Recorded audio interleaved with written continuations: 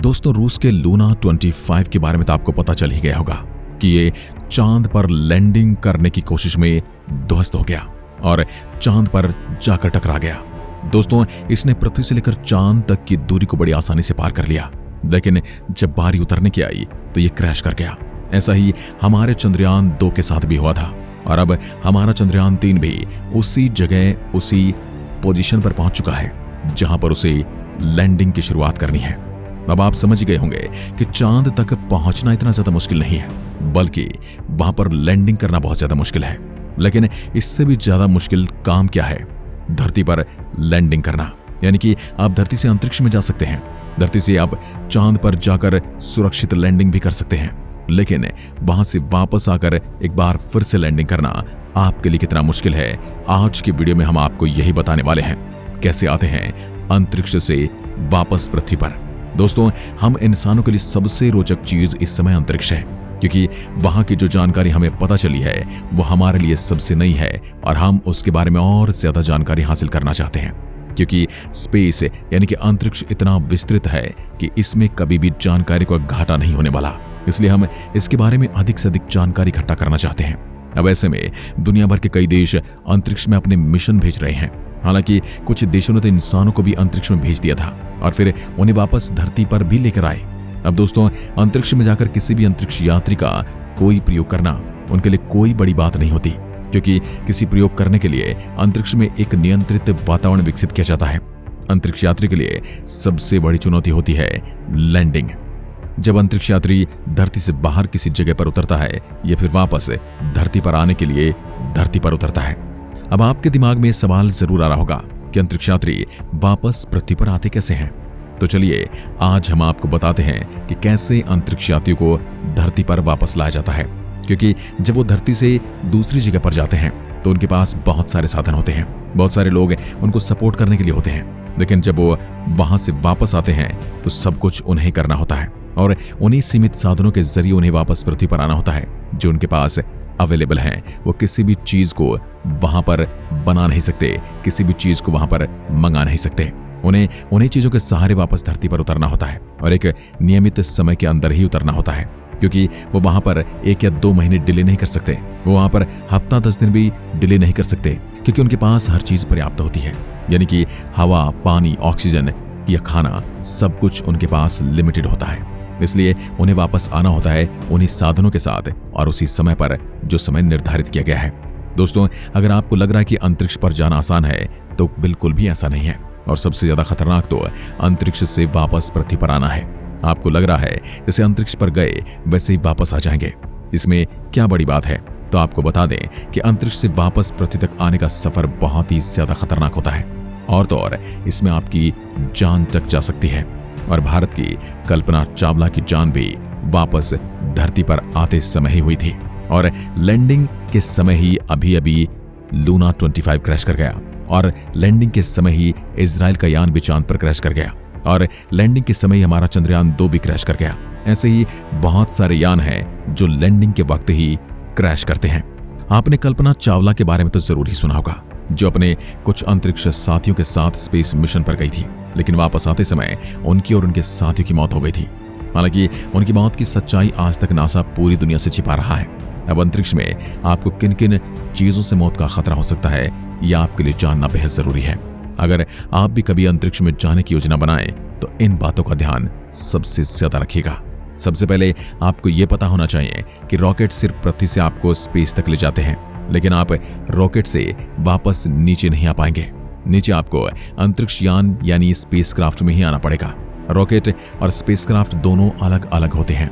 इसमें रॉकेट आप उसे कह सकते हैं जो न्यूटन के तीसरे नियम पर काम करता है और किसी भी चीज को विपरीत दिशा में गति प्रदान करता है। लेकिन एक बात जो जरूरी है वह है अंतरिक्ष में अगर आपको जाना है तो रॉकेट और स्पेसक्राफ्ट दोनों की जरूरत पड़ती है।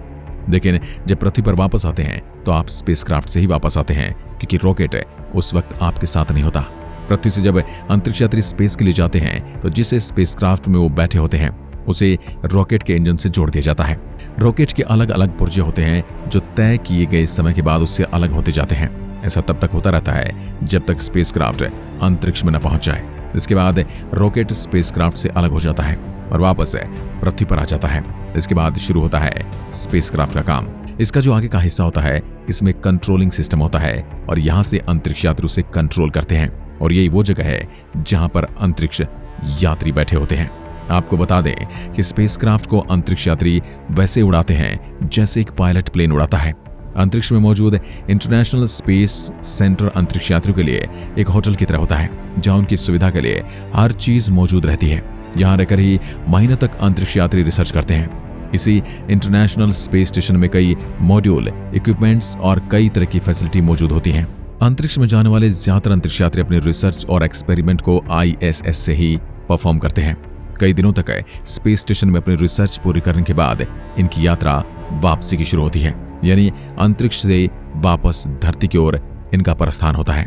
जब ये अंतरिक्ष यात्री स्पेस में गए थे तब इनके साथ रॉकेट था, लेकिन वापसी में इनके साथ कोई रॉकेट नहीं होता, यानी इन्हें स्पेसक्राफ्ट से ही वापस पृथ्वी पर आना पड़ेगा।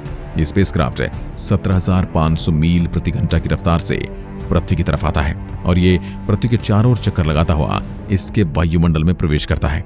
इस दौरान स्पेसक्राफ्ट को ज्यादा गर्म हवाओं का सामना करना पड़ता है। ये हवाएं इतनी ज्यादा खतरनाक होती हैं, कई बार इनके दबाव और घर्षण की वजह से स्पेसक्राफ्ट जलकर खाक हो जाता है। इसमें ब्लास्ट हो जाता है, ये धू कर उल्का पिंड की तरह जलने लग जाता है। हालांकि इस सिचुएशन से बचने के लिए स्पेसक्राफ्ट के ऊपरी हिस्से पर एक खास तरह की हीट रेजिस्टेंट चादर लगी होती है। अगर स्पेसक्राफ्ट पर यह चादर नहीं लगी होगी तो स्पेसक्राफ्ट धरती पर कभी नहीं आ पाएगा। पृथ्वी की सतह के नजदीक आकर स्पेसक्राफ्ट पैदल उड़ने लगता है, ठीक जैसे एक प्लेन लैंडिंग करता है। कुछ इसी तरह इसकी भी लैंडिंग होती है, यानी स्पेसक्राफ्ट की लैंडिंग भी एयरपोर्ट रनवे पर ही होती है और उसके पहिए खुल जाते हैं। स्पेसक्राफ्ट और एरोप्लेन की लैंडिंग में सिर्फ इतना ही फर्क होता है कि जब एरोप्लेन की लैंडिंग होती है तब उसकी स्पीड कम होती है, जबकि स्पेसक्राफ्ट जब लैंडिंग करता है तब इसकी स्पीड बहुत ज्यादा रहती है।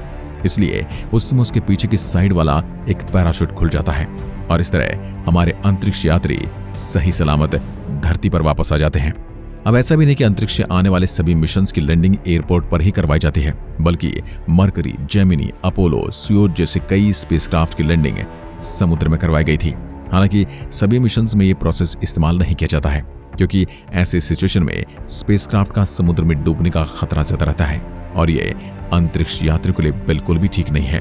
और एक और सवाल जो आपके दिमाग में कभी न कभी जरूर आया होगा कि अंतरिक्ष यात्री जब स्पेस में जाते हैं तब उन्हें सफेद सूट पहना जाता है और जब वो वापस पृथ्वी पर आते हैं तब उन्हें ऑरेंज स्पेस सूट पहना जाता है। ऐसा क्यों होता है और इसकी वजह क्या है? तो दोस्तों, जो ऑरेंज सूट होता है उसे एडवांस क्रू एस्केप सूट कहते हैं। जो सफेद सूट होता है उसे एक्स्ट्रा व्हीकुलर एक्टिविटी सूट कहते हैं। इन दोनों सूट के पीछे एक खास वजह है, क्योंकि दोनों सूट अंतरिक्ष यात्रियों को उनकी सेफ्टी के लिए पहना जाते हैं, इसलिए ये हर अंतरिक्ष यात्री के लिए बेहद जरूरी हैं। अंतरिक्ष में अंतरिक्ष यात्री को सफेद सूट इसलिए पहनना पड़ता है क्योंकि अंतरिक्ष में अंधकार ही अंधकार है और ऐसे में अगर वहां कोई अंतरिक्ष यात्री खो जाता है या ज्यादा दूर चला जाता है तो उसे उसके सफेद सूट की वजह से ढूंढने में आसानी होती है। काले अंधेरे में सफेद चीजें ज्यादा चमकती हैं और दूर से दिखाई भी दी जाती हैं। इसी तरह अंतरिक्ष से वापस आते समय एस्ट्रोनॉट्स को ऑरेंज सूट इसलिए पहनाना पड़ता है क्योंकि ये रंग बाकी सभी रंगों से ज्यादा चमकीला होता है और उसे दूर से आसानी से देखा जा सकता है। ऐसे में स्पेस से वापस पृथ्वी पर आते वक्त उनके साथ कोई हादसा हो जाता है तो उन्हें ऑरेंज सूट की मदद से आसानी से ढूंढा जा सकता है। साथ ही इस ऑरेंज सूट में पैराशूट और नाइफ जैसी चीजों भी अटैच किया जाता है, जिससे किसी दुर्घटना के होने पर अंतरिक्ष यात्रियों की जान बच सके और वो यदि किसी सुनसान या वीरान जगह पर पहुंच जाते हैं तो अपने हथियारों की वजह से कुछ समय के लिए सरवाइव कर पाए। तो दोस्तों, आज की वीडियो में बस इतना ही। अब आप समझ गए होंगे कि अंतरिक्ष यात्री स्पेस से वापस पृथ्वी पर कैसे आते हैं। ऐसी दिलचस्प वीडियोस के लिए चैनल को सब्सक्राइब जरूर करें। एक बार फिर मिलते हैं, तब तक के लिए नमस्कार, जय हिंद, जय भारत।